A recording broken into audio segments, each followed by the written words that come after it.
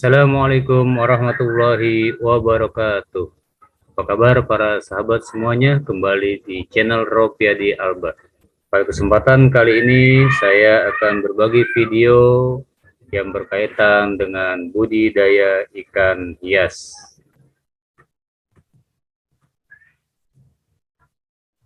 Yang pertama kita akan coba bahas mengenai sarana budidaya ikan hias.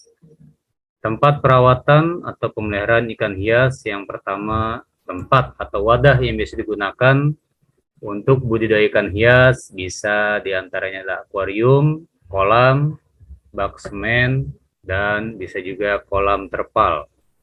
Wadah budidaya ikan hias harus terdiri dari tempat pemeliharaan induk, pemijahan, penentasan telur, pendederan, pembesaran, dan penampungan hasil. Yang kedua, perlu diketahui juga mengenai lingkungan abiotik atau lingkungan tak hidup, di mana tempat tinggal ikan hias nanti berada. Lingkungan abiotik yang dibutuhkan untuk budidaya ikan hias diantaranya adalah air, suhu, derajat keasaman atau pH, kesediaan air, kandungan oksigen yang terlarut, dan kecerahan air. Kandungan nitrit dalam air sangat berpengaruh terhadap tingkat kesehatan ikan hias yang mengakibatkan pertumbuhan dan perkembangan ikan hias. Kemudian yang perlu diperhatikan yang ketiga adalah pakan atau sumber makanan daripada ikan hias. Itu ada dua macam, pakan alami diantaranya adalah kutu air, jentik nyamuk, cacing sutra, serangga, katak, dan ikan hidup atau ikan mati. Yang kedua adalah pakan buatan berupa pelet. Yang keempat, peralatan-peralatan yang bisa digunakan diantaranya adalah selang, seser atau serokan, ember, dan mangkuk. Sebelum disimpan, peralatan-peralatan tersebut harus direndam atau dicuci dengan larutan PK atau larutan kaporit. Kemudian kita perlu perhatikan juga mengenai bibit daripada ikan hias yang akan kita pelihara atau kita kembang biakan. Yang pertama, ciri-ciri daripada bibit ikan jantan mempunyai gonopodium, sementara ikan betina tidak mempunyai gonopodium. Ikan jantan tubuhnya ramping, ikan betina tubuhnya lebih gemuk. Warna sisik ikan jantan lebih cerah, sementara warna sisik ikan betina kurang cerah. Sirip punggung ikan jantan lebih panjang, sirip punggung ikan betina kurang panjang. Dan ikan jantan kepalanya besar, sementara ikan betina kepalanya agak runcing. Contoh ikan hias yang pertama bisa kita lihat di sini, yang bisa kita budidayakan adalah ikan cupang atau beta splendens. Ini adalah contoh salah satu varian daripada ikan cupang. Media budidaya yang bisa digunakan untuk budidaya ikan cupang yang pertama adalah jenis media untuk pemijahan. Peralatan yang digunakan adalah ember plastik, baskom, dan stopless. Kemudian media untuk pembesarannya bisa berupa kolam semen atau kolam terpal dan bisa juga akuarium. Kemudian untuk media pemasaran atau penjualannya menggunakan botol. Nah, untuk memilih ikan indukan daripada ikan cupang, yang pertama dibutuhkan adalah kejelian, terutama saat menentukan indukan ikan cupang, baik jantan maupun betina. Jenis kelamin ikan cupang dapat dibedakan dari sirip dan warna badannya. Nah, kemudian perbedaan jenis media dan peralatan budidaya ikan cupang, yang pertama kita bisa lihat perbedaan daripada sirip, ya, memiliki jari-jari sirip anal, punggung, dan ekor yang tumbuh sempurna lebih panjang dibandingkan selaput yang menutupinya. Peralatan tidak memiliki penonjolan dari jari-jari siripnya. Sementara warna badan memiliki lebih banyak bintik-bintik hitam di punggungnya, sementara ikan betina memiliki sedikit bintik-bintik hitam di punggungnya. Ini perbedaan ikan jantan dan ikan betina dilihat dari sirip dan warna badannya.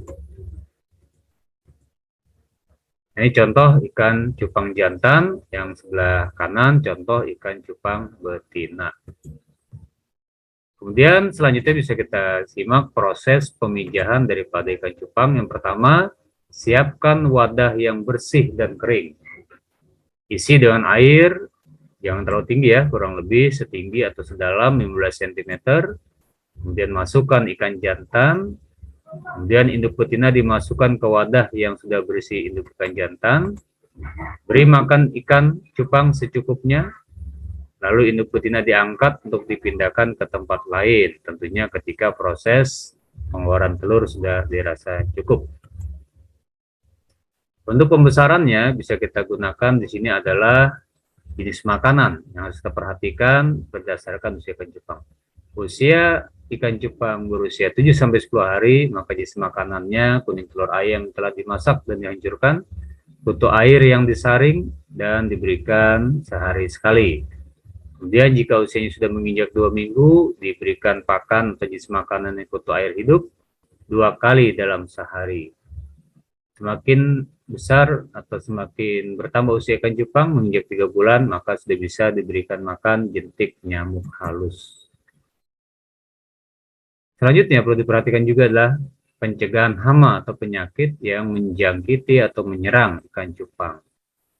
Hamanya bisa berupa ular atau burung, ya tentunya karena ini adalah termasuk predator, maka cara pencegahannya membuat pagar atau penutup pada permukaan kolam. Kemudian bisa juga diserang oleh penyakit bintik putih atau velvet, maka cara mencegahnya, campurkan air dengan metilen biru. Baik, para sahabat sekalian, kita coba yang kedua, jenis ikan hias mas koki. Ini contoh salah satu varian mas koki, bisa kita lihat di sini. Yang pertama, langkahnya adalah kita memilih indukan. Ciri-ciri indukan ikan mas koki yang berkualitas baik. Yang pertama, berusia kurang lebih 7 bulan. Tubuhnya tidak luka, tidak ada cacat, tidak ada sang penyakit, dan gerakannya tentunya lincah. Kita lihat perbedaan ikan cupang jantan, saya ulangi, ikan mas koki jantan dan ikan mas koki betina. Ikan mas koki jantan sirip dada besar dan terasa kasar. Terdapat bintik putih, memiliki organ reproduksi berbentuk oval dan kecil. Sementara mas koki betina, sirip dada terasa halus dan organ reproduksi berbentuk bulat dan sedikit menonjol. Proses pemijahan ya, atau perkawinan ikan mas koki secara buatan dilakukan dengan cara menyuntikkan hormon pituitari dengan dosis 0,2 mg per kilogram bobot ikan dalam 1 kali penyuntikan. Proses pemijahan sebaiknya dilakukan pada sore hari. Nah, ciri-ciri ikan mas koki yang mengalami pemijahan adalah kejar-kejaran antara induk jantan dan induk betinanya. Kemudian untuk proses pembesaran anakan daripada ikan mas koki bisa kita lihat dari segi jenis makanannya. Ketika usianya baru 1 minggu sampai 1 bulan, maka jenis pakannya adalah kutu air. Kalau sudah 1 hingga 2 bulan, cacing sutra. Kalau sudah 2 bulan ke atas bisa diberikan pelet. Nah, untuk penjualan mas koki perlu kita perhatikan ya, setelah ikan mas koki berusia 5-6 bulan, maka ikan mas koki siap untuk dipasarkan.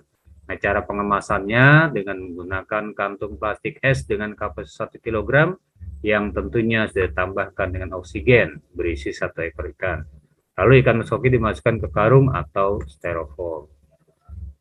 Kita juga perlu memperhatikan hama atau penyakit yang bisa menyerang daripada ikan mas koki. Yang pertama, nama penyakitnya kita kenal sebutan dropsy. Penyebabnya adalah bakteri pada bagian organ dalam. Cirinya tubuh bengkak, sisik terbuka, dan kotoran menguntai panjang. Kemudian penyakit yang bisa menjangkit yang kedua adalah busuknya sirip karena infeksi bakteri. Cirinya terdapat warna putih di area sirip ekor atau tubuh dan sirip menjadi rontok.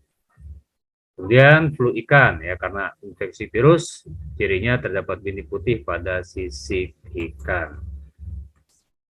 Ya, itu saja yang bisa saya bahas pada kesempatan hari ini, 2 jenis ikan. Yang pertama adalah ikan cupang dan yang kedua adalah ikan mas koki. Kalau ke depan kita akan lanjutkan dengan ikan hias yang lain, ada ikan moli, ada ikan gapi, dan lain sebagainya.